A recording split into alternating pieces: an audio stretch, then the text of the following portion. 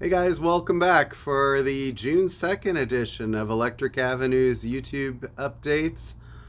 June 2nd, 2023. So, thanks for joining me. You know the drill if you've been watching these at this point, over 100 of them. So, weekly updates, and boy, I have a lot to show you. This week is like big, big, big. And not just necessarily big releases, because nothing is really massive release, but there's a lot of stuff. So I'm going to get to that, throw in my little recommends at the end, and try to get this wrapped up. All this stuff came late this week because of the Memorial Day holiday. So I'm really under the wire trying to get it all here to show you. First thing I want to show is this little baby, which ironically, it doesn't look any different than her other version of this. What was this? Was like the Moonstone, but this is actually the Taylor Swift Love Potion Purple Marble edition. We were very fortunate to be able to get like 7 or 8, no, 10 copies of this, something like that. Our distributors were very cut back, and that's a sort of a limited. I don't know if it's indie store. I think it was available on our website too, but they sold out like that. So they were good enough to send us a few. So and I think probably almost half of them are gone already before I even put this video up. So get your Taylor. All right. I suppose a big box set release of the week is Black Sabbath's Live Evil. This was a Dio fronted album. Pretty nice box here. Actually, fairly well priced at around $100. But really, what it is it's two versions of Live Evil. One is sort of the 40th anniversary remaster, and the other is the 40th anniversary remix. New anniversary remix by Wynn Davis. So it's nice. If you've been keeping up with the Black Sabbath box sets, excuse me, my brain is in like 10 different places right now. That's sort of a big deal, I think. So, and they all look nice, and they all have similar artwork. So, big rock release of the week, Foo Fighters. Yeah. Well, I'm amazed that they went on this quickly, I guess, but this cover is very hard to read, so I'm not going to ask you to read the titles or anything, or even read them to you, I suppose. But this does feature the 10-minute track, The Teacher, on it, and this is the indie store version. I can't remember what color vinyl is. It's probably white. But anyway, it's a very sort of blank cover, which I think says a lot about what's going on here musically. So not in a bad way. I think they're really paying tribute to Taylor. So anyway, Foo Fighters. But Here We Are is the name of the album. But Here We Are. Yeah. And by the way, they do a good job of keeping their records pretty affordable, around $25 for one record. Bob Dylan, Shadow Kingdom. This is Bob did this sort of live material during sort of quarantine era, and it's not necessarily greatest hits. These aren't like his most well-known songs, but he's kind of bringing them out in sort of a acoustic guitar and accordion sort of way. So it does feature Then I Paint My Masterpiece, I'll Be Your Baby Tonight, To Be Alone With You, and It's All Over Now, Baby Blue. So, but it's looks like 3 sides of the records. So it's a soundtrack to the concert film. So yeah, there is a concert film for that. New Noel Gallagher record. Noel Gallagher and his High Flying Birds. So if you've been following his stuff post Oasis, this is his new record. And the songs I heard sounded really good, as they're much more sort of like kind of Oasis ballad type sounding, not as much maybe experimentation as he has been doing on some of his recent records. But this one comes with a bonus 7-inch as like a kind of added thing. And I'll get to the CD later and show you that. But that actually has a lot more tracks on it as another sort of bonus thing. Hey, keeping up with the series, finally, De La Soul, Stakes is High. And there's also a Stakes is High cassette, which they've been doing with these. Yeah, so this is the fourth album. It says self-produced pivotal release. Um, Features the song "The Business." There's a lot of printing there on the back, very small, hard to read, but that's an album a lot of De La fans are looking for because these came out in the '90s when they really weren't making vinyl at all, even for hip hop albums sometimes. But Roger Waters, the Lockdown Sessions. I know he's a controversial figure, but he's doing 5 songs and a new version of Comfortably Numb. These are, I mean, it looks sort of like he's kind of solitary.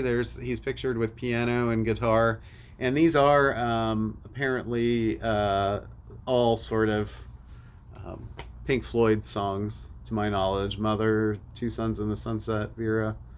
Anyway, Roger Waters. And that's available on CD as well. Great reissue from Tom Waits' 50th anniversary of Closing Time. This is a 2-record edition. I would imagine it's probably at 45 RPM. I don't know.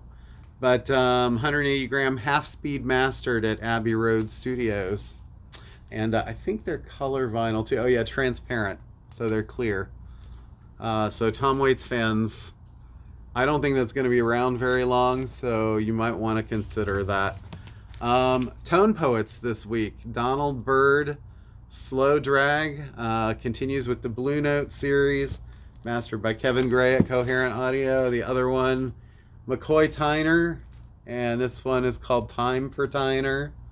So those are the two Blue Notes of the week, okay?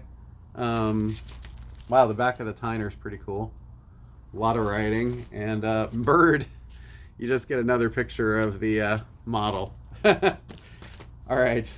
I don't know. Maybe it's his wife or something. A lot of times these jazz guys put their spouses on the covers. So. Another rock record this week, Rival Sons. And this one's called Nobody Wants to Die, the new album. Well, that's the song. I'm sorry, that's the song on it. Dark Fighters, the name of the album. Made in Italy. Interesting. 8 tracks, probably kind of long. These guys get compared a lot to Led Zeppelin, and I think they were probably in line to be the next Led Zeppelin before Greta Van Fleet came along. And but they kind of do that sound, the sort of garage rock type stuff. New Avenged Sevenfold. It's been a little while for these guys. This one is called Life is But a Dream. This is the indie exclusive limited edition on Cobalt Blue vinyl. And they're more of a hard rock, borderline metal band, I suppose. Proto Martyr. These guys are great if you like post-punk, that sort of thing. Kind of like an Interpol, but darker, I suppose. And maybe more edgy, dirty sounding. I don't know. They kind of have more rhythmic things going on. And I think their last album, they maybe even added some saxophone and stuff like that. But this is the indie exclusive blue vinyl. And they always do cool packages where they add like booklets and things like that. So you get this actual booklet that comes separate called Your Lucky Numbers. Looks like there's a lot more tracks than maybe the last record had. I think the last one, 9 or 10, I don't know. Rancid, new record.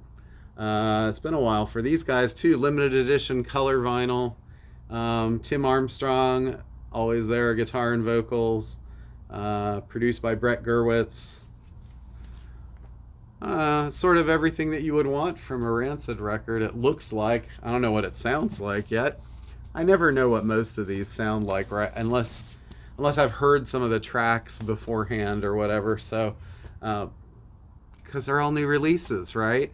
Rufus Wainwright, Folkocracy is his new record. And it feels like it wasn't that long since he had his last one. This one has quite a few guest stars. It's a big a big project here, featuring John Legend, Brandy Carlisle, David Byrne, Sheryl Crow, Anani, Nicole Scherzinger, Shaka Khan, and Andrew Bird. Nicole Scherzinger keeps popping up on these. She was on the new Moby record too. But these are, oh, I see Martha Wainwright too. Um, these are folk classics that are being redone. That's why he does Cotton Eye Joe with Shaka Khan. Um, that could be interesting, right? Okay. Jake Shears, kind of to go along with the Rufus theme here. Lead singer, former lead singer of Scissor Sisters. I'm not sure if they're still together at all or not. They haven't made a record in about a decade, but it's his new album, Last Man Dancing. Features duet with Kylie Minogue, Amber Martin, and Big Frida. Three different duets, and Leshev. And this is on limited edition orange marble vinyl, indie store edition. Woohoo! I love this band, and they just keep making records. Cowboy Junkies, and Such Ferocious Beauty is the name of their latest limited edition green translucent vinyl. I wonder what happens when all these limited editions run out. I guess they gotta go to black, or they just stop making records. But Margot Timmons and Company, great band. Gotta check that one out. Ben Harper, his new album, Wide Open Light. And Ben has done some really great stuff over the years, and he just keeps quietly making records too. I don't know much about this one. It is on Chrysalis, which is kind of interesting that they've brought that label sort of full circle now. I mean, it was sort of doing a lot of reissues there for a while. So another sort of name from the past, Jack Johnson, In Between Dub. So Jack Johnson's songs done dub style by really cool people here. Lee Scratch Perry, The Scientist, Mad Professor, Nightmares on Wax, Dennis Bovell, Yadcore, Subatomic Sound System, and Monk. So if you like dub and you like, I mean, what doesn't say summer more than Jack Johnson, except maybe like Jimmy Buffett, I don't know. But Kelsey Ballerini, country superstar, her album Subject to Change. This is a limited edition lemonade yellow vinyl. And then it says which songs are. I think this is a double vinyl. It feels pretty thick. Oh yeah, there's two records in here. She's got one duet with Kelly Clarkson is on there. All right. Boy, I really like this guy, and I checked out his last one, and I enjoyed it, so I'm kind of curious. Baxter Dury, this is I Thought I Was Better Than You. He's kind of not really a singer, he's more of a talker. Talks over beats, it's not really rap. This is limited edition pink vinyl. I mean, I don't know, his last album was sort of an underground breakthrough, I guess you would call it. He had been doing singing, I think, and then switched to the talking, and people seem to like it a lot. So, hoping it does well for him. Some reissues, Passion Pits, Gossamer. Used to love this album. This is like kind of techno pop, sort of emo techno pop, I guess, a little bit. 10th anniversary edition, Peach Splatter double vinyl. Well, yeah, I think the originals of this were going over $100 online easily, so it's nice that that's out again. Another one that was really expensive that they just brought out again, Norah Jones, Little Broken Hearts. This is also available in a deluxe edition. I'll show you in a minute, but this is the single record, if you'd rather just have that. Oh, these kinds of things are always fun. Now that's what I call country classics 90s. Dance Party. Yeah. So there's the list of stuff you get. Boot Scoot and Boogie.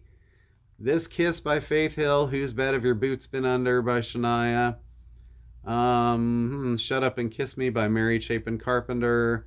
Well, you get The Night Lights Went Out in Georgia by Reba, and Cotton Eye Joe by Rednecks ends the album. So that's fun for you, like kind of like country listeners, right? Yo, Boombox. This is one of those compilations done by Soul Jazz Records. They did a bunch of great stuff for Record Store Day. They did like a New York early electro one, and they did all the ska ones. This is sort of that kind of series. This is 3 LPs and a bonus 7-inch early independent hip hop, electro, and disco rap, 1979 and 1983. Yeah, has Grandmaster Flash on there. Looks pretty cool, man. Like that stuff. Okay, some other reissues here. Dr. John, live at Montreux. Yeah, double record. This is BMG did this, and oh, it's actually sessions from 86, 2007, 2004, 93, 95, 2011, and 12. So really all over the map. But some of his finest performances from 7 legendary concerts, double heavyweight vinyl, Ghost prequel, and this has been out before, but this is a reissue, special edition on tangerine color vinyl. So if you missed that one, I mean, Ghost has been pretty good about giving more reissues of their stuff lately. So, and different colors. Alkaline Trios, From Here to Infirmary. It's probably one of their most popular records for sure. This is like an early sort of breakthrough record for them. So it's good to see that. I mean, you know, there's a lot of stuff that came out in the early 2000s that has been kind of ignored that it's good they're getting around to. This one's been out a couple of times. Blink 182's Buddha. This is on a special blue and red splatter vinyl, so that's cool. Blink is heading out on the road again soon. The Go Team, Thunder Lightning Strike. This was a really great record. I don't know how many of the people watching this video have heard this at all, but it's sort of it's got a lot of samples in the music, so it's like, and it's very like almost like cheerleader anthems done with surf kind of guitar or sort of an edgier rock guitar. And they were or are a British group. I don't remember there specifically being a lead singer. I don't think there was. It was sort of more just like the samples, and then they did have some singers, but it was more about the band more than anything. So interesting. Pennywise, punk, sort of modern punk classic. Unknown Road. This is on limited anniversary color vinyl. They don't tell you what color on the cover. I don't know why. Tell me the color. Tell me the color. I'm gonna butcher this. Dimmu Borgir. Death Cult Armageddon. This is probably one of their most famous, if they have a most famous record or popular. Black vinyl on Nuclear Blast. Yeah, I'm sure I could get schooled by the people who are more into metal than me, but that's all I know. And I'm sticking to it. All right, so Opeth. There are a bunch of reissues coming out. Let's see, this one, I remember the names here. Morning Rise. And these are early ones. This one is remastered and cut at half speed at Abbey Road. This classic has never sounded so good. That's what they say. These are all color vinyl too. They don't say what color on the cover, but I think I have them in my database as certain. Oh no, wait, that one does have it's just written very small. Transparent Green. And then on Transparent Violet, you have My Arms, Your Hearse, which is another half-speed master edition. And then this one is also Transparent Red, and this is Orchid. Okay. And yeah. And then, of course, what wouldn't be complete without Donnie and Joe Emerson and their record Dreamin' Wild. You're like, what the heck is this? So this is kind of a one of those classic underground records, similar in scope to like the Shags, but much more musically competent than the Shags in a way. I mean, maybe that's the Shags' charm. But anyway, these guys were just basically sort of like the era of like the Osmonds and stuff like that, where, actually they did have some chops and could sometimes play pretty well. But anyway, so this says 1979 in remote Fruitland, Washington. The world's greatest mom and dad built a studio for their kids on the family farm. After the day's chores, brothers Donnie and Joe Emerson spend hours recording deep into the night. What unfolds is a private press jewel of pure beauty, mixing bedroom pop jams, raw funk, and yacht rock with a larger than life story fit for the big screen. I'm holding in my hands something endlessly sincere, made in near total isolation by two teenage kids with hearts of gold. So if you haven't heard this, I think it might be streaming somewhere. I'm not sure. There's got to be clips of this on YouTube somewhere. But go check out Donnie and Joe Emerson. You might be really impressed by that. All right, and then as far as CDs go, I did want to show the Noel Gallagher because it does have mixes by David Holmes, Pet Shop Boys, and Robert Smith. And apparently, Robert Smith actually plays guitar on that song. I know Johnny Marr plays guitar on the regular album. And then there's a few instrumentals and B-sides and Radio 2 sessions. So it's kind of a deluxe CD for 18 bucks. Not bad. There's a new Buck Cherry CD. I did not get the vinyl of this yet. Volume 10 is what it's called. So I assume maybe it's their 10th album. Kenny Rogers, an unreleased album called Like a Song. Really what this seems to be is a collection of songs that were unreleased. And the last song is called Goodbye. It does feature Tell Me That You Love Me with Dolly Parton. And I think that may be on vinyl somewhere to be ordered. And the Norah Jones, I wanted to show the deluxe CD. It does come on vinyl as well. You see a lot of titles there. And the second CD is Alive at Austin City Limits in 2012. And the third CD is some remixes, and Dave Sitek did a lot of the mixes on there, and he's a member of TV on the Radio and produces the Yeah Yeah Yeahs. So, but Danger Mouse is the one that's really involved with Nora on that record. So, okay, so those are this week's new releases. I promised that I would do like a little bit of a review corner. I did sort of blow through those, so give me a few minutes here. But the album I sort of want to talk about today as my pick is Prince and the Revolution's Parade. And, this era came really pretty quickly after Purple Rain. It was Purple Rain. Within less than a year, he'd put out Around the World in a Day. And then this album came after. This was actually the soundtrack to the film Under the Cherry Moon, which was also the follow-up film to Purple Rain. And if you've ever seen the film, it's charming, but it's not great. I mean, it's Prince fans may take umbrage with that, and I'm a Prince fan too. It's filmed quite beautifully in black and white. Apparently, it was filmed in color, and then that was changed because of Prince's request, probably to make it look more old-timey. And Kristen Scott Thomas is the actress that people would remember probably from being in that.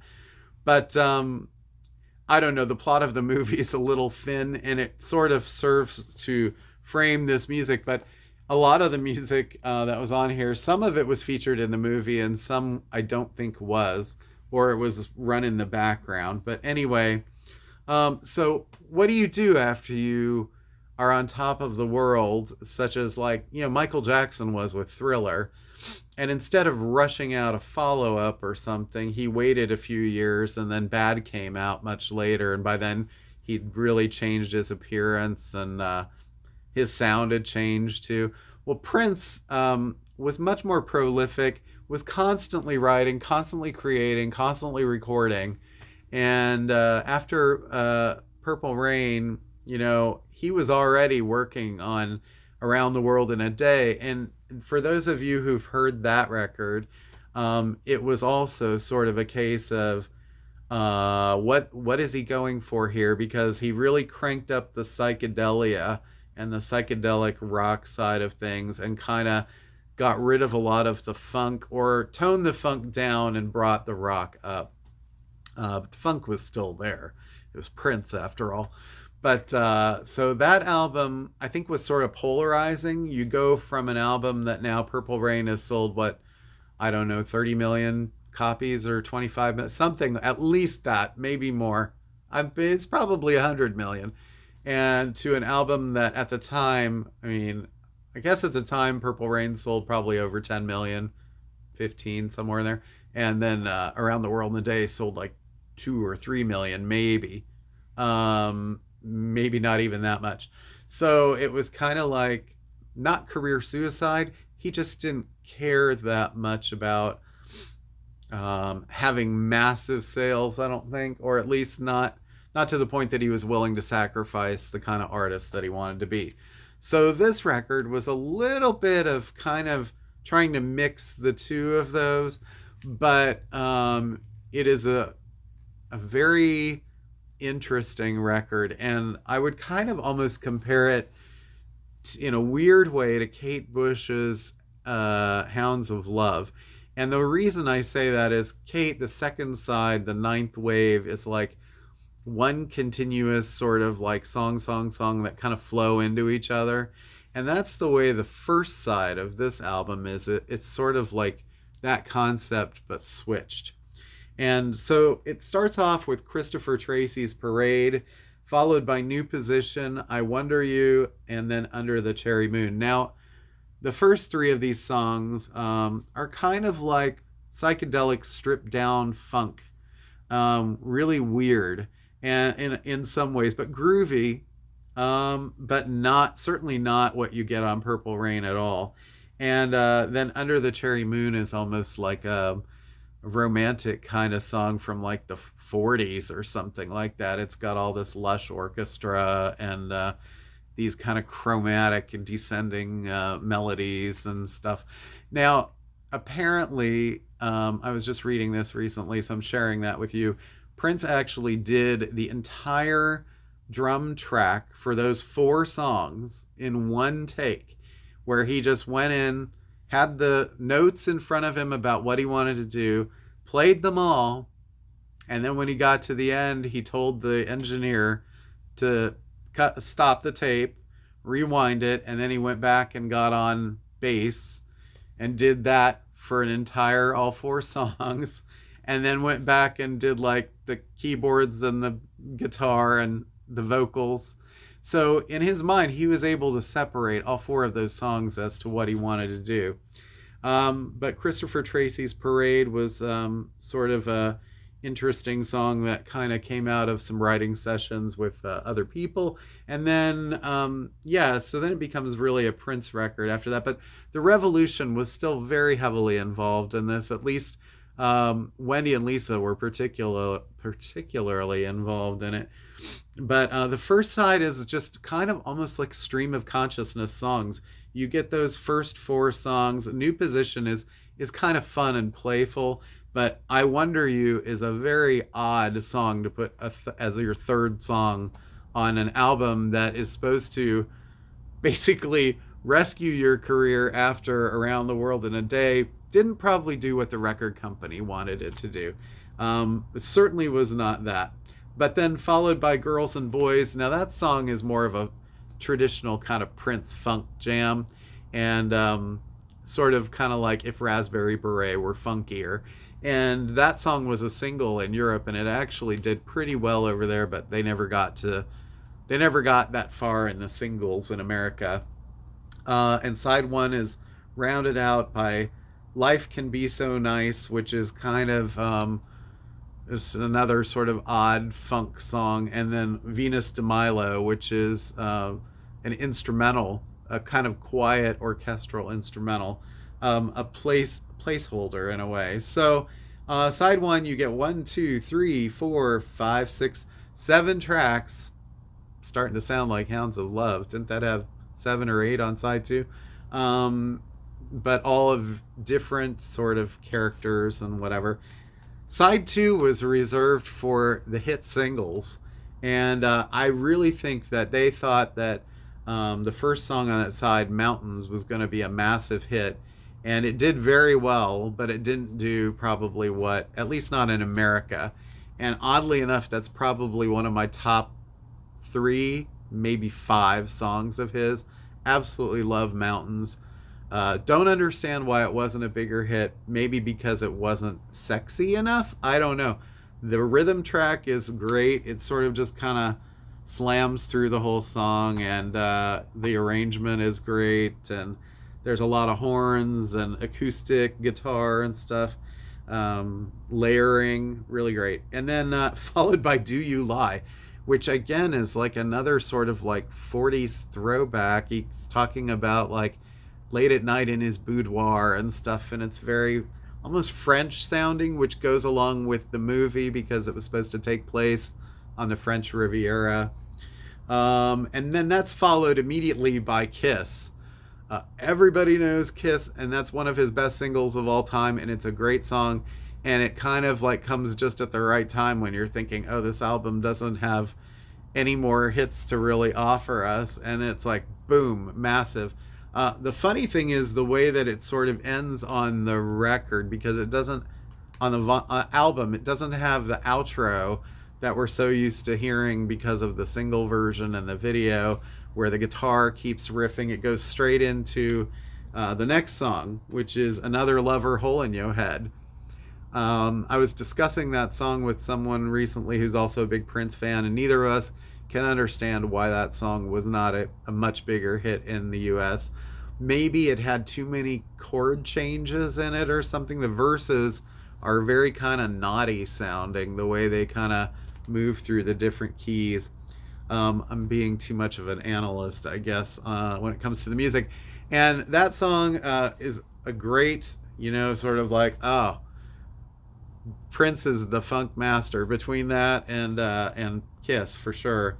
And then it ends with the gorgeous Sometimes It Snows in April, which was played a lot during his funerals stuff 7 years ago in April. Such a haunting ballad, beautiful, very spare arrangement, kind of a story song, sort of a story about the character in the movie, and then in the Christopher Tracy character, which is really him, and it's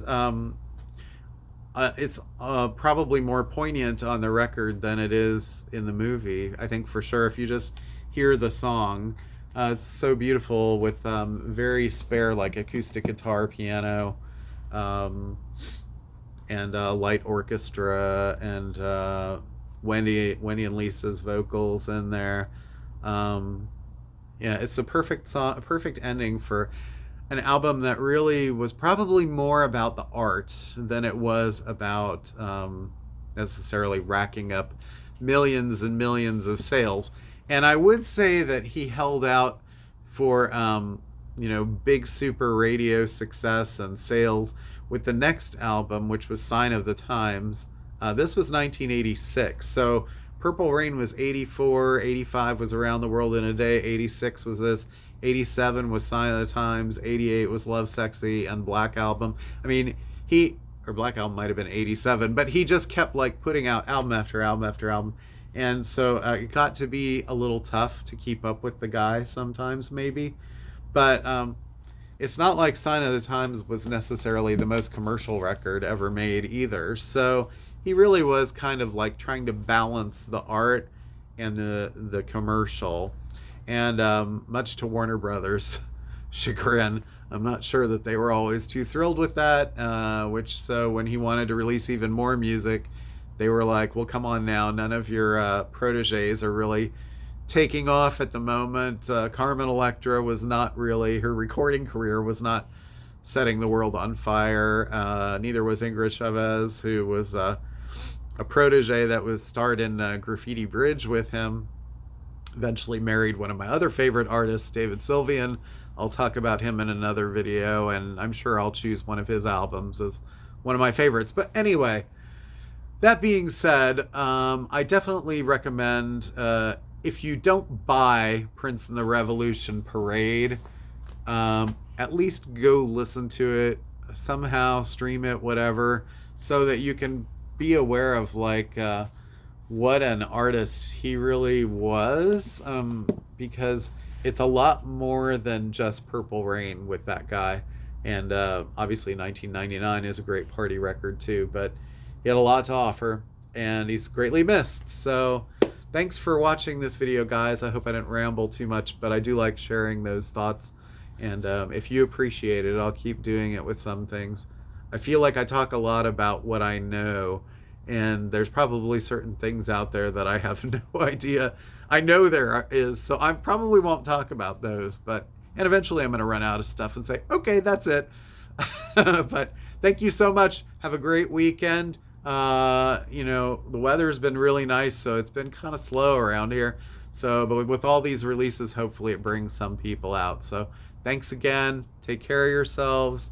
Get some rest. Have some fun. Don't do anything I wouldn't do. Peace.